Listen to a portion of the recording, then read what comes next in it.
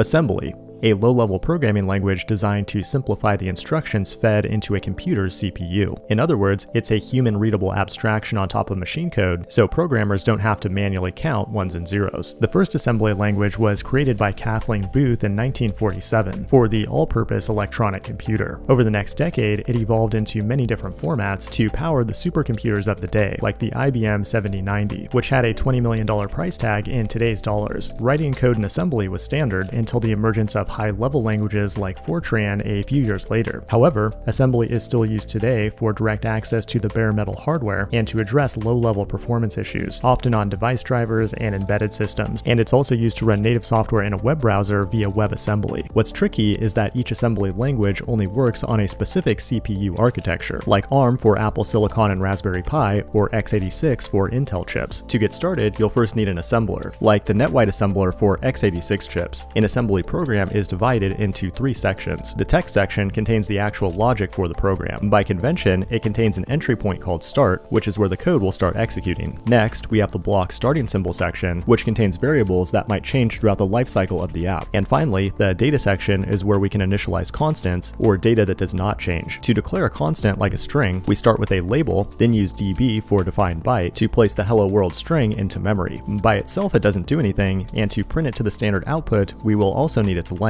We can use equate to convert a symbol into a constant. The $sign will subtract the current position from the hello label, providing the length of the string. And now these constants can be referenced from the start label. In the main program, each line of code contains an instruction along with one or more operands, and there are hundreds of instructions built into the language. Now, to perform operations quickly, the CPU has a limited number of registers, which are like 64-bit chunks of memory built directly into the CPU instead of the RAM. We can insert data into a register with the move instruction by providing operands for the register name and the data to store there. In this case, number 1 is used because it corresponds to system write on Linux. Next, we need to tell the system where to write, in which case we'll move 1 into the RDI register, which corresponds to the standard output in the terminal. The next register stores the message to write along with its length. Now execute the code stored in the CPU by calling the operating system kernel. Almost done, but we'll get a segmentation fault if we try to run it at this point. Update the RAX register with 60 for system exit and provide an error code of 0 for success. Now use the assembler to compile or assemble your code into an object file, then use the linker to convert it into the final executable. This has been assembly language in 100 seconds. If you want to see more short videos like this, hit the like button and subscribe. Thanks for watching, and I will see you in the next one.